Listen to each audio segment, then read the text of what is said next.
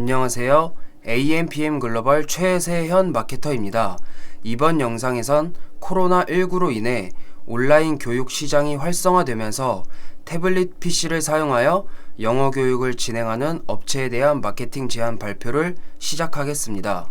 목차로는 시장 현황, 자사 분석, 타겟 분석, 그리고 각 매체별 운영 전략, 마무리로 보고 및 분석, 예시와 레퍼런스 순으로 말씀드리겠습니다. 시장 현황입니다.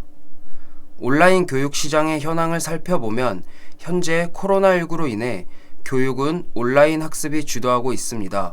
그리고 최근에 온라인 계약으로 홈스쿨링 수요가 증가하면서 홈스쿨링 교육 상품 구매가 증가하고 있습니다. 아울러 학생들뿐 아니라 성인들에게도 영향을 미치고 있습니다. 최근에 성인들의 취미와 직무 개발 열풍으로 자기개발 클래스 등록 증가 추이가 나날이 오르고 있어 온라인 교육 시장이 호황을 맞이하고 있습니다. 제가 제안한 업체의 경쟁사를 살펴보면 유튜브 영역에선 오늘의 표현, 하루 6문장 등 다양한 종류의 영상 업로드로 인해 콘텐츠가 다양합니다. 또한 어린 학생들부터 직장인까지 후기 영상을 업로드하여 연령대별 관심을 유도하고 있는 상황입니다. 전통적 광고 매체인 TV를 활용하여 연예인을 앞세운 CF를 진행하고 있고, 요즘 상승세인 SNS 마케팅을 통해 적극적인 마케팅을 함으로써 인지도 향상을 위해 다양한 분야로 마케팅을 진행하고 있습니다. 이제 자사 분석에 대해 말씀드리겠습니다. 현재 M 업체의 브랜드 분석을 살펴보면 스카이 출신 대치동 강사들이 모여 만든 강점과 맞춤별 영어 교육 프로그램을 태블릿 PC에 탑재하여 상품을 판매하고 있습니다. M 업체의 경우 3가지의 패키지가 있고 3가지 패키지 모두 다른 경쟁 업체보다 가장 큰 차별성이 존재하는데 그건 바로 합리적인 가격입니다. 이 부분에 대해서는 장점 부분에서 다시 설명드리겠습니다. M 업체의 경우 영어 교육 업체인 만큼 교육적 측면에서 남다른 차별성이 존재하며 이 외에도 다른 측면에서도 우수한 부분이 존재합니다. 먼저 교육적 측면부터 말씀드리자면 잉글리시 히든 카드라는 EHC 플러스 콘텐츠로 학년별, 교과서별 시험 대비를 체계적으로 하고 있습니다. 두 번째, 사회적 측면으로는 이 업체는 경영 이념에 맞게 기부 캠페인과 ESG 캠페인을 활발하게 수행하고 있습니다. 마지막으로 환경을 생각하는 업체로서 폐기할 수밖에 없는 제품들을 한국환경산업기술원과 함께 재활용함으로써 교육적 측면 이외에도 사회적, 환경적 측면에서도 인상적인 측면을 보여주고 있습니다. 제품 분석으로는 태블릿 PC 안에 영어 교육 콘텐츠를 탑재하여 판매하고 있습니다. 그래서 가격적인 부분과 교육적 부분을 생각했을 때 프리미엄 고관여 제품입니다. 그래서 더더욱 브랜드 평판을 중요시하고 충동 구매보단 여러가지 비교한 후에 구매하고 있습니다. 제품의 장점입니다. 총 5가지가 있는데, 첫 번째, 이해를 돕는 움직이는 그림으로 예문의 스토리를 애니메이션으로 풀어 보여주기 때문에 이해하는 데 많은 도움이 됩니다. 두 번째, 되새김 히든 카드입니다. 여러가지 뜻을 가진 단어의 경우 히든 카드라는 차별성을 두어 여러가지 뜻을 움직이는 이미지로 확인 가능합니다. 세 번째로, 교과서 내신에 최적화된 커리큘럼으로 교육부 개정 교과서의 교육 방향을 반영하여 학년별, 교과서별 필요한 단어를 학습하고 있습니다. 네 번째, 강력한 추가 콘텐츠인 통합 전자사전을 탑재하여 언제 어디서든 궁금한 단어를 찾아볼 수 있어 학업 성적에 많은 도움이 되고 있습니다. 마지막, 합리적인 가격입니다.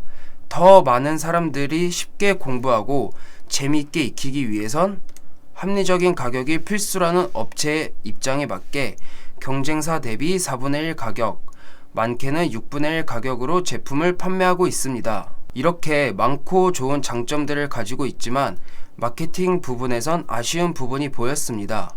현재 유튜브, SNS의 공식 채널을 운영하고 있지만 브랜딩이 부족하여 직접적인 유입률이 부족하므로 타겟 특성에 맞는 매체별 적극적인 마케팅이 필요한 상황입니다. 이런 아쉬운 부분을 보완하고 효과적인 마케팅을 하기 위해선 업체의 타겟 분석이 매우 중요합니다. 이 업체의 주요 타겟은 4049 학부모로서 자녀 교육에 관심이 많은 연령대입니다. 이들은 네이버, 유튜브 다음 순으로 정보를 탐색하며 최근 코로나19로 인해 비대면 활동이 증가하여 자녀들의 교육을 이러닝 방법으로 홈스쿨링을 선호하고 있습니다. 간접 타겟인 2535 남녀는 취업 후에도 자기 개발을 위해 영어 공부 계획을 하는 비율이 증가하여 최근에는 성인 전용 학습지가 나올 정도로 온라인 교육은 많은 관심을 받고 있습니다. 또한 코로나19로 영어학원을 다니는 것에 대한 불안감 때문에 이러닝 교육을 학습하는 비율이 높아지고 있는 것을 알 수 있습니다. 현재 M 업체의 온라인 시장에서 입지를 보시면 월간 PC 기준 370회, 모바일 기준 1460회, 월 평균 클릭수는 PC 기준 1회, 모바일 14회입니다. 이렇듯 자사 검색 쿼리수가 낮아 브랜딩 강화의 시간과 비용 투자가 필요하다는 것을 인지시키고 앞으로 온라인 광고에서 이뤄내야 할 수치는 1000만원 예산을 기준으로 로아스 300%라고 제안을 했습니다. 운영 전략입니다. 운영 전략으로는 브랜드 인지도가 낮기 때문에 타겟군과 어디서 처음 만나는지, 그리고 광고성이 짙지 않아 거부감이 적은 네이티브 느낌이 있는 네이버 GFA를 활용하고 타겟군들의 주 이용 매체인 유튜브 광고를 통해 M 업체를 도달하여 인지시키는 제안을 드렸습니다. 그리고 페이스북을 통해 회원가입, 장바구니와 같은 관심을 보인 고객들에게 다시 광고를 노출시키는 리마케팅 전략을 활용할 것이라는 제안을 드렸습니다. 본격적으로 온라인 광고 시장의 진입을 위한 전략을 달별로 타임라인으로 정리해 보았습니다. 우선 2월에는 신규 모수 확보를 하기 위해 다량의 노출을 필요로 하는 GFA와 주요 타겟들이 자주 이용하는 동영상 매체인 유튜브와 페이스북으로 트래픽 캠페인을 통해 브랜드 인지도를 향상하려는 전략으로 동시 집행하고 그 후에 확보된 모수를 통해 전환을 유도하는 광고를 하자는 계획을 세웠습니다. M 업체는 아직 브랜드 인지도가 미흡하여 GFA로 신규 모수를 확보하는 데 중점을 두고 이벤트를 진행할 시 즉각적인 구매 전환을 유도하는 계획을 세워 잠재 고객을 끌어올 전략을 세웠습니다. 또한 유튜브를 자주 이용하기 때문에 브랜드 이미지를 구축하는 데 중요한 역할을 하는 플랫폼으로서 브랜딩 영상과 제품 헤비 영상을 통해 인지도를 향상시킬 전략을 세웠습니다. 마지막으로 페이스북은 로그인 기반 플랫폼이기 때문에 트래픽 캠페인을 통해 모수를 확보하여 제품에 관심을 보였거나 장바구니에 제품을 담아준 고객을 대상으로 전환을 유도하는 리타게팅을 할 것이라는 제안을 드렸습니다. GFA는 높은 주목도로 관심을 사로잡아 신규 모수를 확보하는 데 용이합니다. 더불어 소재의 충분한 노출량을 확보할 수 있고 실시간 입찰로 광고 성과를 컨트롤할 수 있어 클릭률 관리를 하는데 탄력적인 광고 운영을 할 수 있습니다. 그리고 타겟별 소재 생성을 할 수 있는 장점과 세밀한 타겟팅, 네이버 프리미엄 지면에 노출 가능하며 동시에 밴드에도 집행할 수 있는 장점이 있어 제안을 드렸습니다. 네이버 GFA는 다양한 유형의 소재를 만들 수 있다는 장점이 있으며 특히 네이티브 이미지의 경우 광고성이 짙지 않아 거부감이 적다는 특징이 있습니다. 그로 인해 타겟군들에게 보다 자연스럽게 도달하여 광고를 할 수 있습니다. 대표적으로 식당에서 술을 먹으면서 가수들의 리얼한 라이브를 들으며 주류를 광고하는 유형을 사례로 들 수 있습니다. GFA는 소재를 다양하게 만들 수 있기 때문에 직접 타겟인 4049 학부모와 간접 타겟인 2535 타겟별 특징에 맞는 다수의 소재를 만들어 A/B 테스트를 진행하고 그룹 세분화 실험을 통해 CPC를 최소화하여 높은 광고 효율을 만들 계획입니다.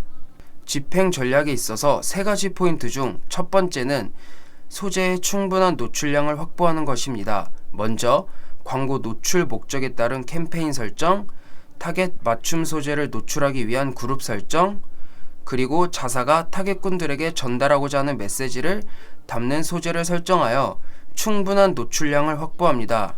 이러한 노출량을 확보하기 위해선 다양한 소재를 만들어 테스트를 합니다. 하지만 소재별 노출량 가중 편차가 심해지는 현상이 발생하면 그 안에서도 노출이 제한되는 소재가 다수 발생하곤 합니다. 다시 말씀드리자면 다수의 소재를 생산해도 소재끼리 가중 편차가 심하면 노출이 감소된다는 말입니다. 그래서 저는 그룹핑을 하여 그룹 내 경쟁 소재 수 제한과 그룹 간 경쟁 충돌을 방지차 그룹별 전략을 차별화시킬 계획입니다. 두 번째 포인트는 입찰가 상승을 방지하기 위한 CTR 확보입니다. 소재 A와 B를 보시면 같은 기간을 두고 노출을 하였을 때 소재 B는 A 소재보다 평균 CTR은 낮아지고 CPC는 올라간 상태를 확인하셨을 겁니다. 이러한 이유는 소재의 반복적인 노출로 인해 피로도가 증가하였고 결국엔 CTR 감소와 CPC 증가를 하고 결국엔 노출량까지 감소하는 것입니다. 그래서 이러한 문제점을 개선하기 위해 시즌이나 트렌드에 맞춘 소재 발굴을 하여 높은 CTR 소재를 확보하는 것입니다. 타겟 대상들에 노출되는 소재를 확인하기 위해 서브 아이디 확보와 고성과 소재를 아카이빙하여 반복 개선을 통해 낮은 입찰가에도 노출 및 예산을 소진할 계획입니다. 마지막으로 전환 최적화를 위한 타겟별 소재를 생성하는 것입니다. 앞서 말한 전략을 통해 주요 타겟들이 확보가 되었다면 그 안에서도 고전환 타겟군이 형성이 됩니다. 그리고 그들이 실제로 전환을 발생시키는지 아니면 실제 전환을 발생시키는 주요 타겟들을 확보하였는지 점검을 합니다. 이런 점검을 통해 그룹핑을 하여 접근성이 강한 고관여 소재를 활용하여 직접 전환을 증가시키고 2차 검색을 유도할 수 있는 키워드를 활용하여 간접 전환을 증가시켜 총 매출액을 증대할 계획입니다. 직접 타겟과 더불어 간접 타겟 역시 유튜브 이용을 많이 하는 특징을 파악하고 있기 때문에 인지도 확보 및 트래픽 유입 목표의 동영상을 만들고자 제안했습니다. 유튜브 안에서도 광고의 종류는 트루뷰, 인스트림, 디스커버리, 마스트헤드 등 다양합니다. 그 중에서도 인스트림을 제안한 이유는 스킵이 가능하며 자세히 보기 클릭 시 원하는 랜딩 페이지로 이동이 가능하기 때문에 트래픽을 유도하거나 구매 전환 유도가 가능합니다. 또한 업체 브랜드 인지도 향상을 하기 위해 브랜딩이 되고자 하는 업체들이 많이 하는 유형이기 때문에 M 업체의 KPI와 맞물려 제안을 했습니다. 이제 어떤 소재를 가지고 타겟들과 잠재 고객에게 다가갈지에 대한 소재 구성 제안을 말씀드리겠습니다. 첫 번째는 브랜딩 영상을 만들어 M 업체가 가지고 있는 장점 중 하나인 사용하지 않는 태블릿을 본사로 보내면 태블릿 상태 체크를 한 후 교육 콘텐츠를 담아 다시 보냄으로써 가격적인 부분은 매우 합리적이고 사용하지 않는 태블릿을 다시 재활용한다는 환경적 측면까지 생각하는 브랜딩 영상을 만들어 브랜드의 진정성을 인지시킬 계획입니다. 두 번째는 제품 헤비 영상을 만들어 기존 업체와 다른 차별화된 소구점인 하루 30분 15단어만 가지고 성적 향상을 한다는 어필을 하고 왕초보도 쉽게 탈출할 수 있는 쉬운 영어라는 장점을 어필하여 직접 경험하고 싶게끔 영상을 제작할 계획입니다. 페이스북에 대해서 말씀드리겠습니다. 온라인 광고 시장에서 빼놓을 수 없는 광고인 페이스북은 모든 성별 연령대에서 고른 이용자들을 보유한 매체이며 높은 타겟 적중률을 갖고 있기 때문에 이 점을 가지고 트래픽 캠페인을 통해 신규 못을 확보하고 나아가 리마케팅을 통해 높은 전환율을 유도하는 전략을 생각하여 제안을 했습니다. 페이스북의 특징을 살펴보면 로그인 기반의 유저 중심 데이터 플랫폼으로서 트래픽 캠페인을 통한 신규 모수 확보와 전환 캠페인을 통해 구매 전환 증대를 할 수 있고 확보된 모수를 가지고 리타게팅을 할 수 있는 장점이 존재합니다. 또한 인구 통계별, 위치, 연령, 성별, 언어 등 세부적인 타겟팅이 가능하고 관심사를 다양하게 선택할 수 있습니다. 우선 페이스북 광고를 지팡하기 전에 선택하는 것이 광고 목적에 따른 분류와 노출 형태에 따른 분류입니다. 목적에 따른 분류를 먼저 보시면 인지도 측면에서 도달을 하는데 목적을 두어 트래픽 관리와 동영상 조회를 하려 주력 상품에 대한 잠재 고객 모수를 확보하는 데 효과적입니다.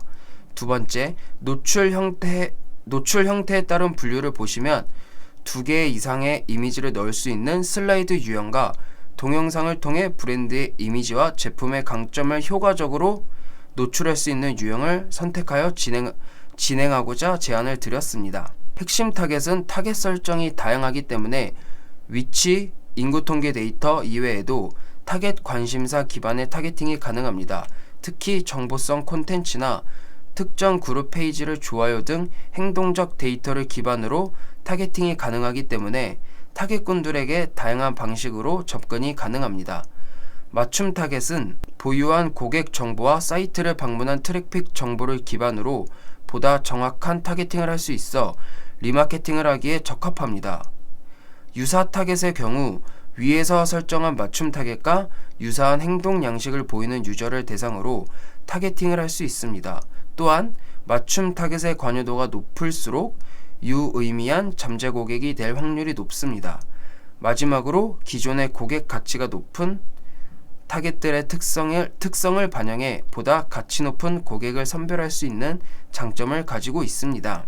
이미지 소재 제한으로 직접 타겟인 4049 연령대에선 자녀 교육에 관심이 많고 제품을 사용하려는 프로그램의 신뢰성을 중요하게 생각하기 때문에 스카이 출신 교사들이 실제로 만들었다는 이미지로 신뢰도를 향상시켜 소재를 만들 계획입니다.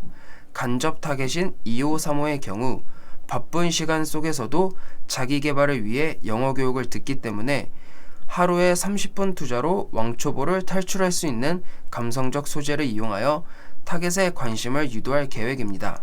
고관여 제품을 구매하기 위해선 브랜드 평판을 중요시 여겨 여러가지 따져보고 구매하는 경향을 앞에서 말씀드렸듯이 M 업체의 경우 제품적 부분 이외에도 기부와 ESG 캠페인을 통해 경쟁 업체와 차별적인 소구점을 어필하여 브랜드 스토리를 콘텐츠화하고 리사이클링 패키지를 통해 제품을 고객들에게 보내는 과정을 콘텐츠화하여 브랜딩 캠페인을 진행하여 고객의 정보를 확보하고 브랜드 인지도가 향상되었을 때를 대비하여 리텐션 마케팅을 진행하고자 제안했습니다. 앞에서 말씀드렸듯 노출 형태를 슬라이드 유형과 단일 동영상을 제안드렸고 동영상을 통해 M 업체의 교육 프로그램을 사용 전과 후로 실력 향상을 비교하여 제품 인지 단계의 관심 유도를 할 계획입니다. 슬라이드 유형은 타겟별 맞춤 소재를 설정하여 풍부한 이미지를 소재로 활용하여 슬라이드형 콘텐츠로 체류 시간을 연장할 계획입니다. 현재 M 업체의 경우 페이스북 픽셀이 설치되어 있지만 충돌이 우려되기 때문에 픽셀 중복 설치 부분도 문제를 해결하고자 합니다. 보고 및 분석입니다. 제가 과거에 진행했던 사례를 가지고 와서 어떤 형식으로 보고를 하며 분석을 했는지 알려드려서 광고를 집행했어도 사후 관리를 어떤 식으로 진행했는지 보여드리고 신뢰도 향상을 시켜드렸습니다. 처음 성과 분석을 위해 매체별 종합 분석을 한 뒤 키워드별 분석을 마친 후 광고주 맞춤 보고서를 제공하고 동시에 종합 피드백을 통해 추후의 방향성을 잡고 방향성에 맞는 전략을 제시하였습니다. 기존에 제가 집행을 맡았던 사례입니다. 쇼핑몰을 운영하고 있던 A사의 평균 1방문자는 15,000명이었으나 제가 운영한 결과 35,000명에서 40,000명으로 올랐고 광고 비용 역시 300만원을 사용했지만 매출 전환 약 1,300만원을 이끌어낸 경험이 있습니다. 긴 시간 들어주셔서 감사드립니다. 지금까지 영어 교육업체 제안서를 발표한 최세현 마케터였습니다.